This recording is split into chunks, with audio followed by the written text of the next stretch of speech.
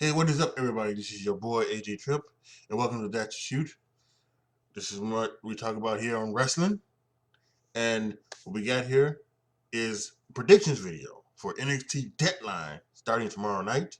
This would be the last PLE for the WWE coming off of this 2022, and the next one will be the Royal Rumble. So this should be an interesting one. It's from the NXT, so we're gonna go ahead and prediction. We got 5 matches here, so let's go ahead and let's kick it off. So first off, we're gonna start with Alba Fire versus Isla Dawn. This comes off of the Halloween Havoc match where Isla Dawn interfered in the last one standing match between Alba Fire and Mandy Rose. Alba Fire lost, obviously, because of Isla Dawn. So now these two are hitting here at Deadline. Should be an interesting bout. I'm going to give the thing to Isla Dawn. I think they're going to head this out. So I'm going to pick Isla Dawn as the winner. In a shocking turn of events, the New Day appeared on NXT this past Tuesday and challenged Pretty Deadly for the NXT Tag Team Championships. So now at Deadline, we have Pretty Deadly versus the New Day. I think this could be a very interesting bout. I think it could be very interesting. New Day will win.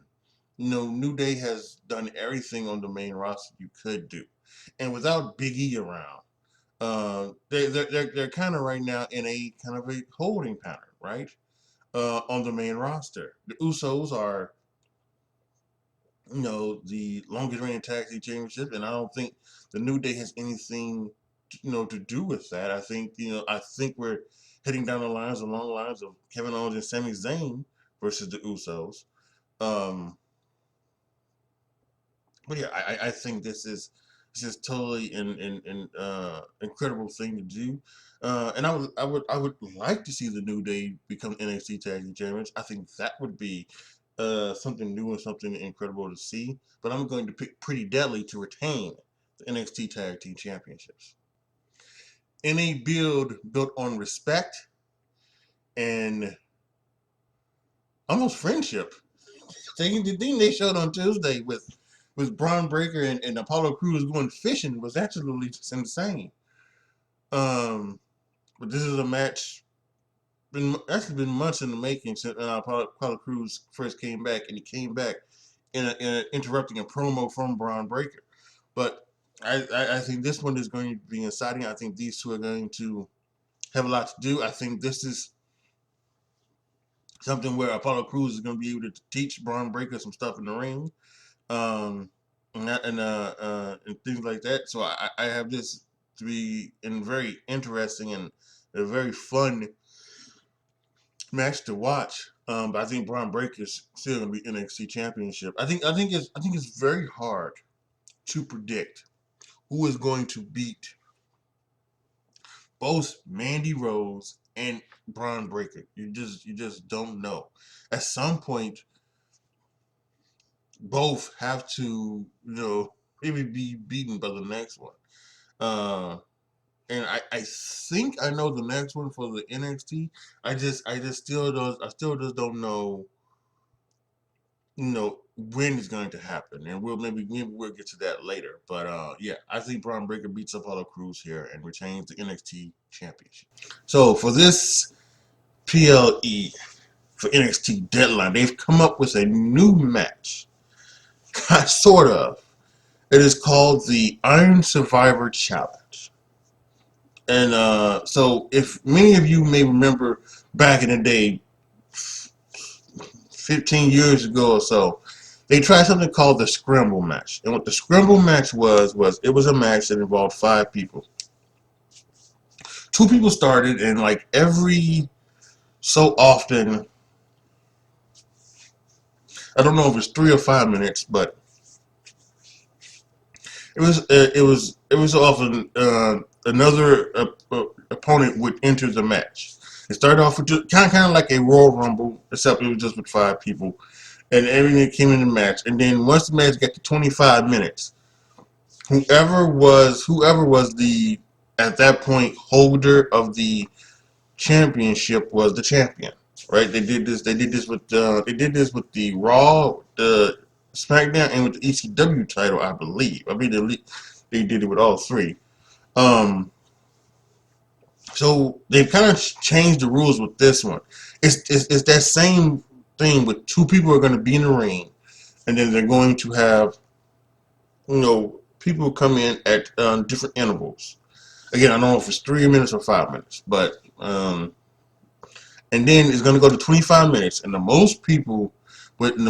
person with the most falls after the end of the at the end of the match is going to win, right? So, and obviously there's a bunch of things here that could be done here. You could do the whole thing like you did with the 1 hour fatal four-way Iron Man match, where you get in and it ties, and then you have to do the thing. Although I don't know if that's necessarily how they're going to do it here um, this time. In both of these matches, there's a men's and a women's Iron Survivor Challenge. The winners are going to face the winner of the Braun Breaker Apollo Crews match, and then Mandy Rose for the championship. And I'm guessing that's going to be at. It's either going to be at maybe like the New Year's Day edition, New Year's Week edition of NXT, or it's going to be on Vengeance Day. I'm not sure, but let's do the women's first. For the women, we got Zoe Stark, Cora Jade, Roxanne Perez, Kiana James, and Indy Hartwell. Here we have three heels in Zoe Stark, Cora Jade, and Kiana James. We have a babyface in Roxanne Perez, and we have Indy Hartwell, who's kind of going down both lanes. So, and again, maybe you can kind of see why they're doing this like it is, right? Because you have a heel champion, you have a babyface champion. We'll get to the men in a second for the men. So in heel champion, you're not gonna do heel versus heel, I would guess. So then that would make you pick. Well, is it gonna be one or two people? It's either gonna be Indy Hartwell or Roxanne Perez. Indy Hartwell had a kind of face to face with Tuesday with after her match with Mandy Rose, saying that she was going to win the NXT Championship. But I still think that Indy Hartwell could somehow appear on the main roster because they're putting them together already. Dexter Lumis and Gargano and Candice LeRae. So why not just bring Indy Hartwell up there? So. And they do see something in Roxanne Perez, although I think again, Roxanne Perez kind of gives off that fact that she's kind of so damn tiny and small. So I don't know. I don't know what this is going to be. And they've been giving Indy Hartwell seems like a very big push at this point in time. So I'm going to go against my better judgment and say Indy Hartwell. Even though it kind of doesn't make sense, but even though it kind of does. So I'm going to say Indy Hartwell wins the Women's Iron Survivor Challenge. For the Men's Iron Survivor Challenge, the competitors, Carmelo Hayes, JD McDonough, Grayson Waller, Joe Gacy, and Axiom. Joe Gacy and JD McDonough have had their opportunities at Braun Breaker in the past. And while, at least in Joe Gacy's case, it has been a little bit longer, and it would be interesting to see him get back into the title picture. JD McDonough has been in the title picture probably for the last 4 months.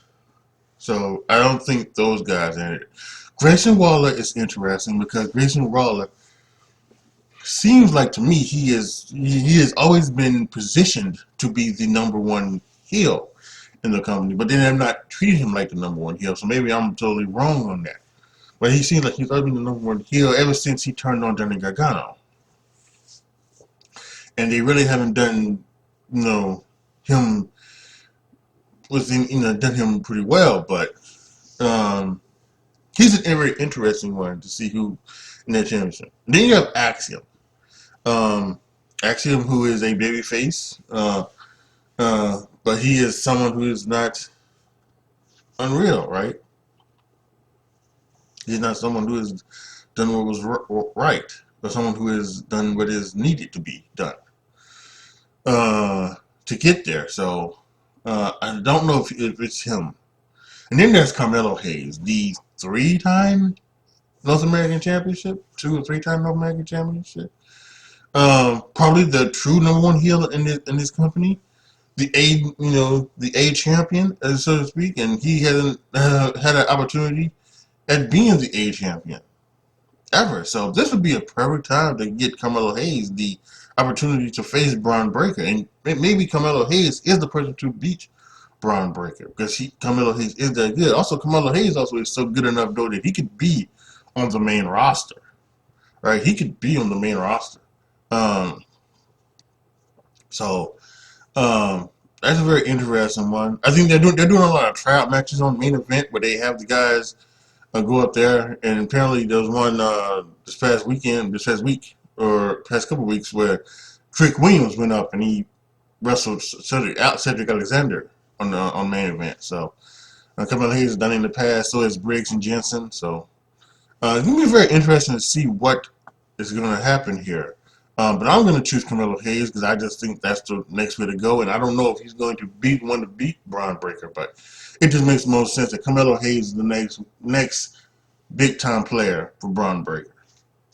All right, so to recap my predictions, I have Isla Dawn beating Alba Fire, Pretty Deadly retaining the NXT Tag Team Championships over the New Day, Braun Breaker retaining the NXT Championship over Apollo Crews, Indy Hartwell to win the Women's Iron Survivor Challenge, and Carmelo Hayes to win the Men's Iron Survivor Challenge. On the year, my predictions are 77 and 33.